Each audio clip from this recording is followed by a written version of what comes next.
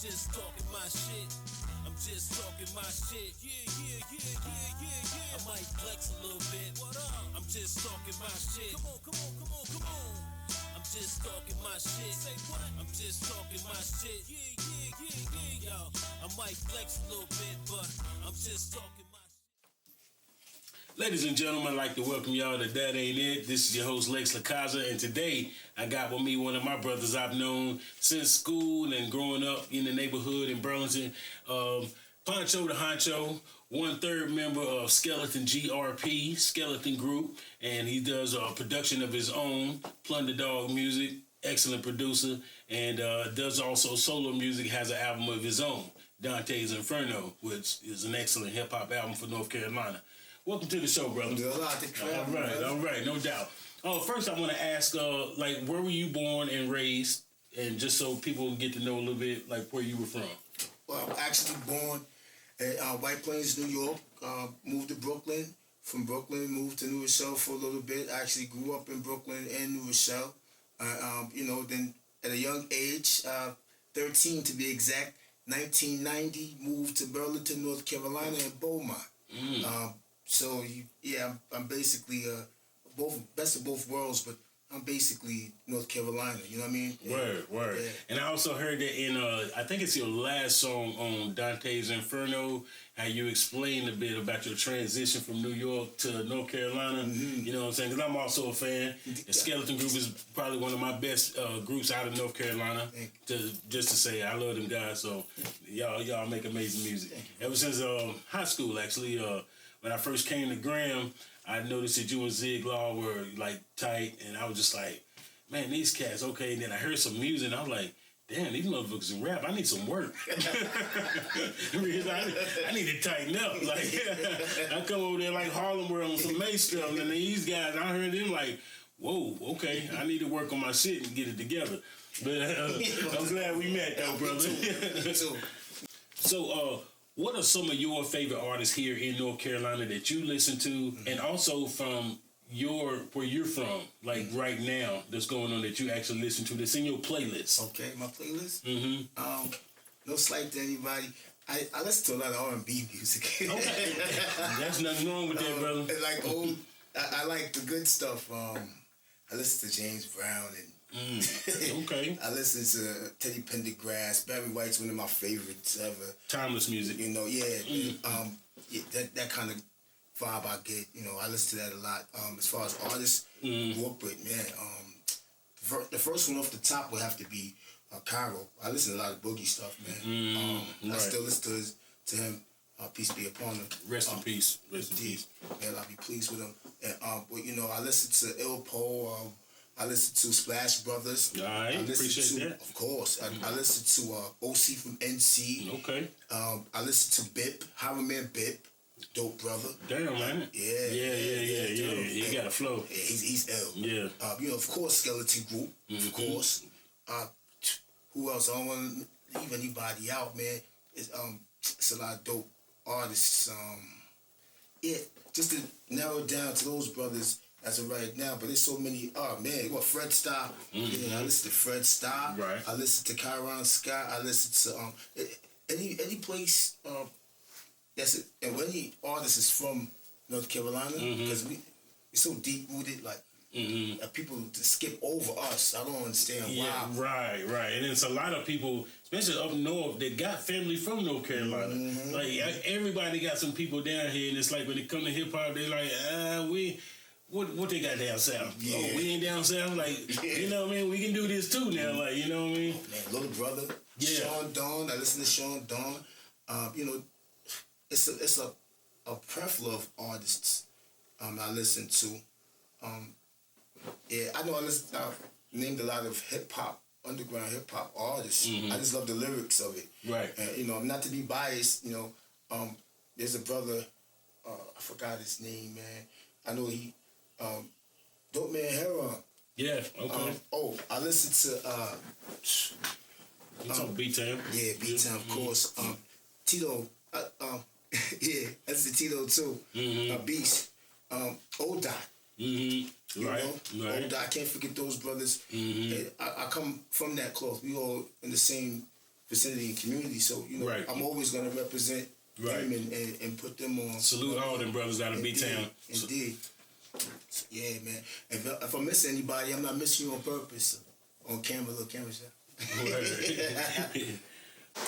Like, so what are your, like, biggest musical influences, like people who directly affected your life and the style of music you decided to make and just really made you say, hey, I want to do this? Like, who did that for you that just gave you that inspiration to say, man, I want to make music and go for it?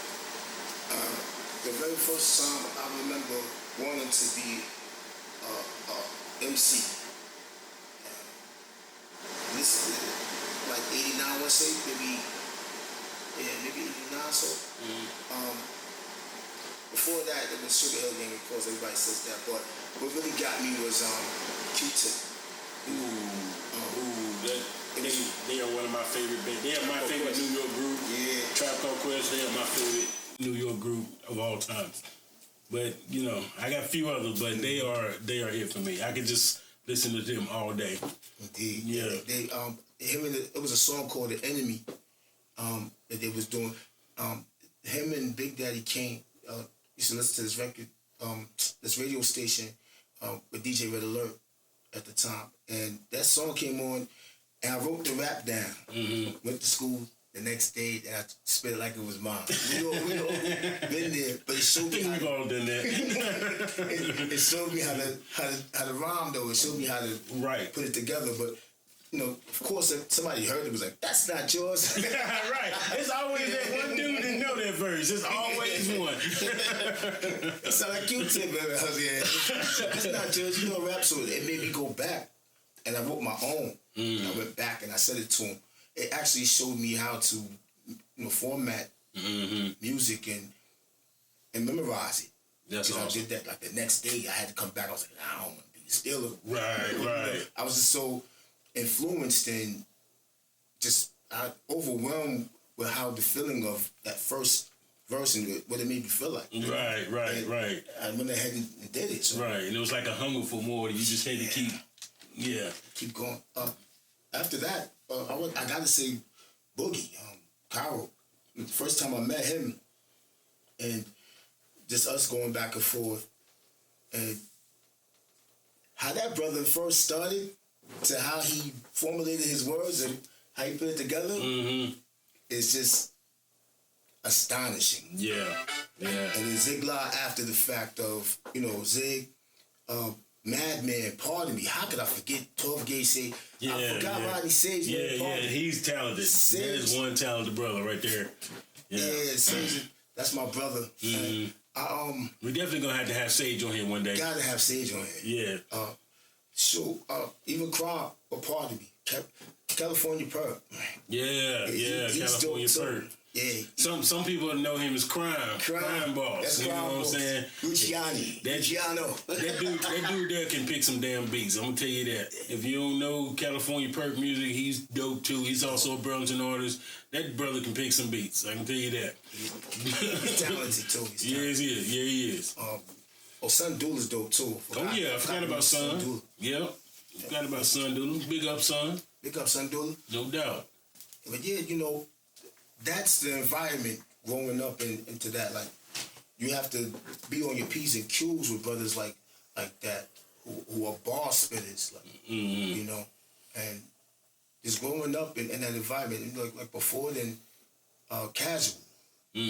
Casual was spitting at the time. DJ Kaz, he was always one of the monsters. You know, him and Supreme, man. I grew up with it. I grew up in that kind of you know, Preem was a monster, man. I grew up right beside him in Green Level, actually. You know what I'm saying? Yeah, I know Preem. So, yeah, when they talk about rappers from North Carolina, a lot of people don't know, but you got to mention the Champagne King, man. You got to mention him. You got to. It's not right. You're not a spitter. You know, you're not a part of this culture, North Carolina culture. If you don't mention that, man. You know, right. That's actually facts. A staple in this. You know, that's facts.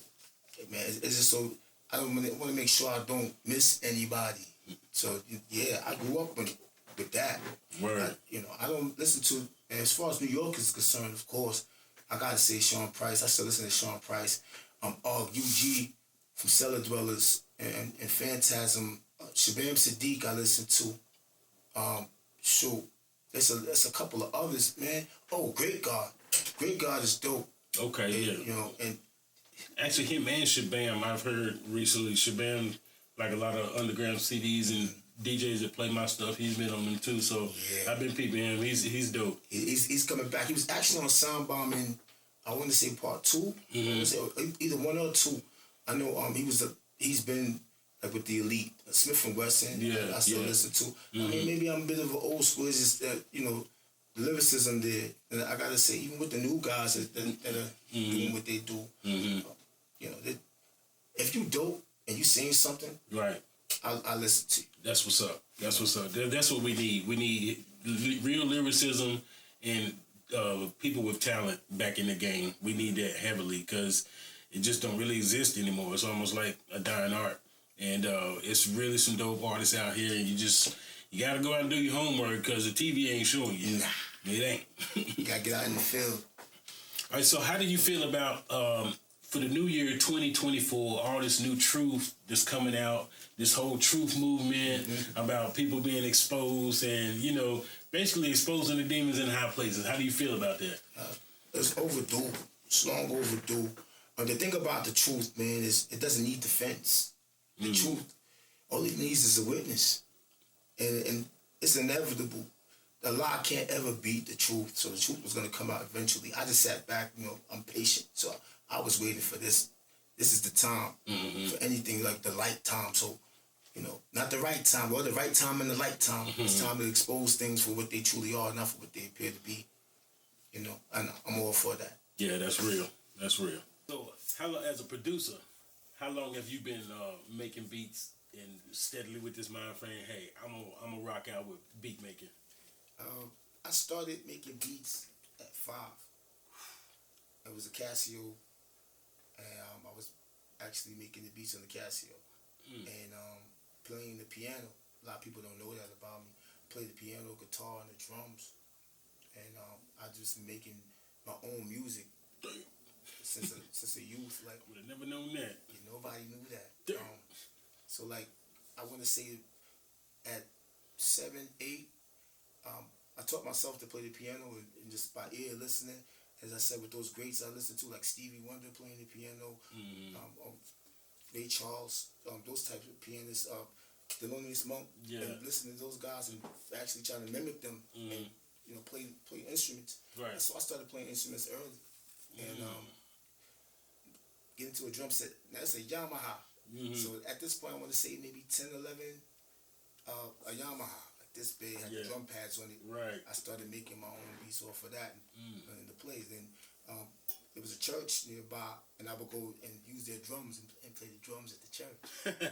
So yeah, I always had an ear, and I always loved to create the music. As I said, like the first time I heard a Tribe Called Quest, you know, it made me want to be a part of it. Like I always heard the music, but I wanted to be a part of it. So yeah, producing has always been in my blood. Like before, I want to say like around the same time, but before I started writing, you know. So you know, it goes hand in hand. You know, the art forms of hip hop. So. Yeah, definitely. Yeah, man. So, your first album, Dante's Inferno, your first solo album. What was the inspiration behind that? See, like a lot of people don't know Dante is your real first name. That's my government Dante name. Jackson. You know what I mean? So, what's the inspiration behind Dante's Inferno? Well, first starting rhyming, I remember Boogie telling me I needed to tell the truth about, you know, because there was a lot of stuff I always started off as a conscious rap. And the stuff that we was doing growing up, let's just say it would have came off a little bit hardcore. It would have been some NWA type of stuff. Right. It would have been a lot of, like, I'm glad, alhamdulillah, it could have been incriminating at the time. Right. But he used to tell me that, you know, maybe I needed to be more intimate with the listeners. And over the time, I felt like it was right. You know, everything happens in the Most High's time. And so my very first album that was released to the people over all platforms and streaming was Dante's Inferno. So I wanted to be as transparent as I possibly could be Right.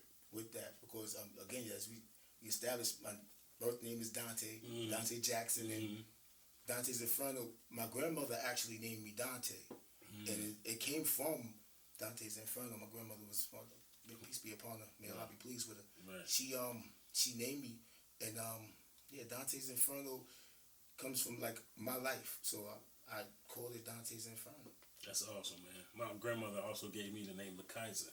So, I understand what grandmothers, they have some type of intuition that we don't even know about. It's almost godly. Indeed. You know what I mean? So, rest in peace to both our grandmothers. Indeed. Indeed. The name Dante actually means endurance and for what is it, longevity and endurance. So I'm built for this. She knew what she was doing when she named me, and even after the great writer. So I had to name that first project that I was able to give to everybody, Dante's Inferno. It was something from me to the listeners. But all 5 of y'all, thank you. And it's an awesome piece of work, I must say. And we'll put the album cover up so y'all can see that and check it out. So, I have two. I have Dante's Inferno, and I have Everybody Has a Story to Tell. Two. This was an earlier album. This is the one that after Dante's Inferno. It's called Everybody Has a Story to Tell too. And it that my very first album that I ever done was with Jonathan, with Boogie, with Cairo, and it was called Everybody Has a Story to Tell. And he actually Ghostface and Raekwon it, so to speak, because he was on every other song. Right, he got you. But he couldn't help it. Right, every time we do, we end up working, he's on it. And there was no problem with it. It's just that, he had the problem with it. He was like, I'm on all the songs. I'm on all the songs, man. And it was good. But when you create, you get into that zone. Yeah, it was authentic. And Everybody Has a Story to Tell was supposed to be the first one that, but I couldn't get everything because he passed away, so I couldn't get it all sound quality wise. But so I did a part 2 to it, homage for him, and that came out on his birthday. Oh wow! Of last year, and so that was the thing for that. I wanted to make sure that was out there as well. And there's some more coming, but. Last year was a year of I produced like maybe four or five albums that came out last year and dropped that towards the end of the year, and the beginning of this year you just have to see. I like to be a man of action than words. Right, I like that too. You'll see what you get. So, along with your solo projects, explain us how Skeleton GRP came into the mix. Skeleton Group, how that worked in. With those brothers, man, I've been rocking with them for 30 years. Ever since I've been here, like it's bigger than hip hop with us. Like they actually are my brothers, and man, we've been through a lot. Good things and bad things, and still standing the test of time. I want to say Skeleton Group actually was formed. So I had to start from the beginning. It was Graveyard Shift and SKP. Underworld came from that as well. So, and for those who don't know, I'm the founder of Underworld. Okay. So me and Boogie came up with Underworld, and how that even happened, it was a collective of all of us. So let me start from the beginning. The beginning is we were all doing these, I want to say shows and battles maybe, at the skating rink. Right, okay, I remember those. Me, Siggy, Tyson, and myself, a group called SKP, Strong Knowledge Productions. And we would battle Digger, Jamal, who is Del Q, we used to battle them like it was like our arch nemesis. But, off of school, out of school, even in school, we always had the freestyle things and all that, but when we get into that ring, and it was just always like that, but I always was having fun with it. Right. We all were, but yeah, that's how that happened. We was always rocking with each other. And Dirt used to live right around the corner from me, Beaumont, on Apple Street. And Sig and Sig went away, to fast forward, he went away for a little bit, and so during that time he went away, Dirt and I was doing different things, and I want to say it was this mass text. We had an idea, let's get everybody in North Carolina together on one album. So we sent the text out and the invites and everything, and nobody showed up. It was just Dirt and I. Oh, wow. So we was like, well, let's do an album. And we did the Dirt and Poncho album. Yeah, I remember that, yep. And Wolves, Wild Guys, and Warlords is the name of that. And we ended up doing that, and then that went from that to being that Sig was gone.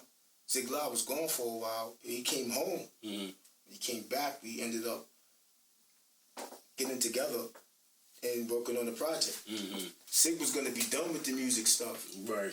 But see, within that, Dirt was going through some things, and he came up with the epiphany of Skeleton Group, because the meaning behind Skeleton Group is being stripped of everything. And how they say about houses with strong foundation has good bones. So that's how he ended up coming up with Skeleton Group. A lot of people thought Skeleton Group was my baby. That's actually Dirt. Dirt is the CEO and the creator of Skeleton Group. That's Dirt. I mean, all three of us collectively have had a hand in it. But that's Dirt's. That's his baby. That's his baby. That's his baby. Gotcha. And so that's our brother. So we always be right there with each other. That's how soldiers move. Right. Salute Sig Lau and Dirt. You know what I mean? Salute both of them guys. And you said something about you had some ties with the infamous Mob or Sean P, some cats up north with some rap tip. Yeah.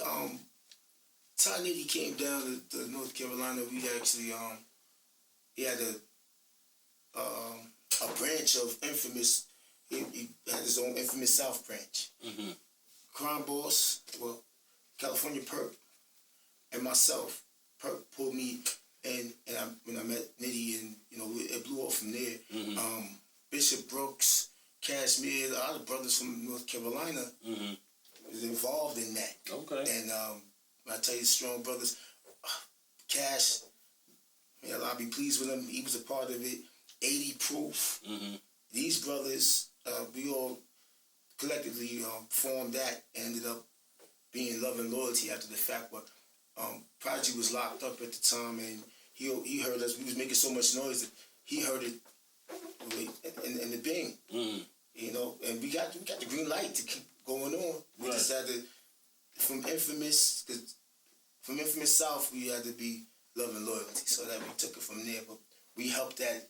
Okay. We helped that, and not even just that. North Carolina is a strong part of Infamous being still strong. Yeah. Standing, like, that's because may I mention, it was Infamous. It was Infamous West, and Infamous South, and Rhyme Addicts out of Infamous West with Twin, Peace Twin, and we were with Nitty. So yeah. We actually we helped put our city on the map still. Hey, that's real right there. As far as Sean is concerned, peace be upon him, man. I'll be pleased with that brother. Sean Price, man, he actually heard me before. He gave me a call, and he called me just out of the blue. Look at my phone. I was actually at work at the time, and I get this person on the other end like, yo, heard you was dope. People say we a lot alike, whatever, and I want to do a song with you, whatever. Is it Sean Price? I was like, get the F out of here. Damn. And I hung the phone up on me. Oh, shit. Sean P? Nah. So he called me back. He calls me back, and he's laughing. That's something he would do. Right. And he understood that. We so much like, you'd be surprised, we are a lot alike in a lot of different ways. And for Sean Price to say to me that I'm dope.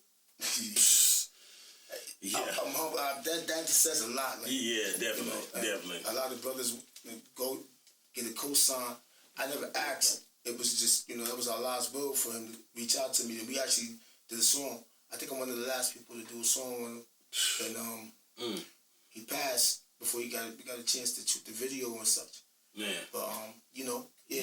And Sean Price, he definitely don't get the props he actually deserves. One of the greatest. I mean, he should be an industry giant. Like, if we're going by talent and skills alone, shoot, he should be the one in everybody's mouth. Like, real talk. Yeah, he really deserved that, and he's great. And rest in peace to that brother. He actually did a lot. Like, but what I get from Sean is, you be yourself. You know, he didn't really want the fame and such. Like, what people fail to realize is it's easy to be talented, right? To do the talent part. But what's hard is the fame part. Because there's so many different, it's a slippery slope. Yeah. People try to take advantage of you. I'm grateful. Like, people ask, well, how come this didn't happen at that time? Because I didn't want to be famous. You know, at that point, the time I seen what happened to people, fuzzy doors, people selling themselves, and I won't say any names, but you guys can click on it. Yeah, right. And you see what's going on. I've seen these things. There's a door. There's a door. And I mean, that's never been the way for me. And I've seen that. I'd rather go off God. And, let Allah guide everything that needs to be guided. And that's real. That's how I've been moving. And I'm grateful because I've been able to actually apply myself more to it now because I know the truth of it. Right. It could have went left.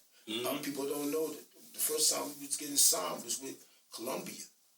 Zig La and Tyson.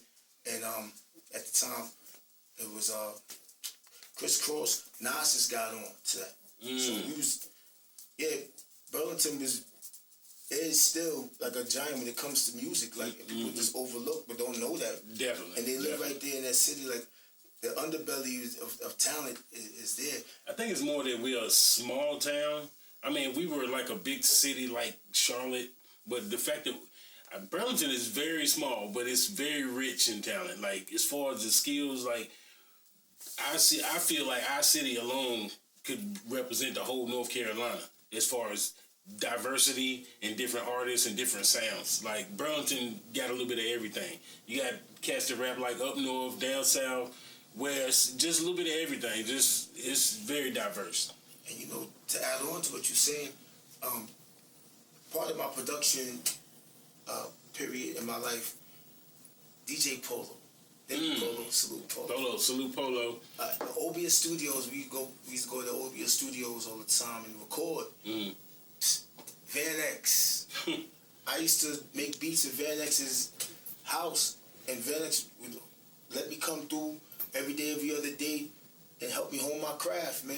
And that brother knew, he always believed in me too. And here we are.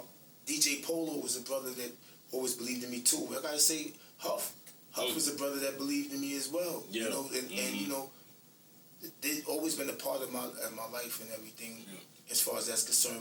But production wise and musically, everybody knew who Burlington was. Where we went, because we put the footwork in to go out. We would go to Raleigh. We would go out there before the internet. And we were telling my age. Right. We was what they say, outside. We was outside.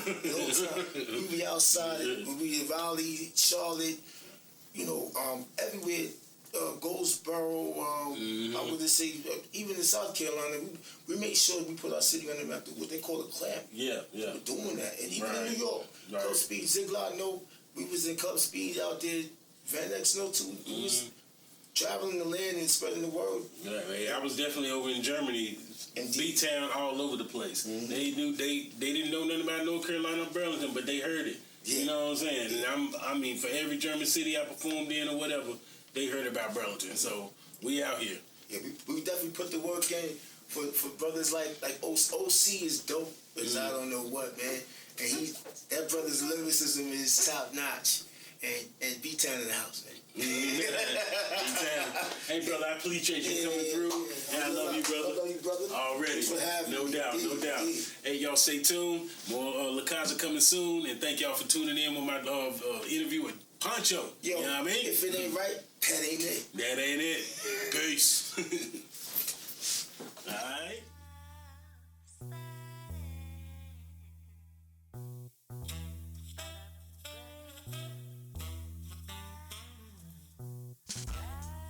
Just talking my shit. I'm just talking my shit. I might flex a little bit. What up? I'm just talking my shit. Come on. I'm just talking my shit. Say what? I'm just talking my shit. Yo, I might flex a little bit, but I'm just talking.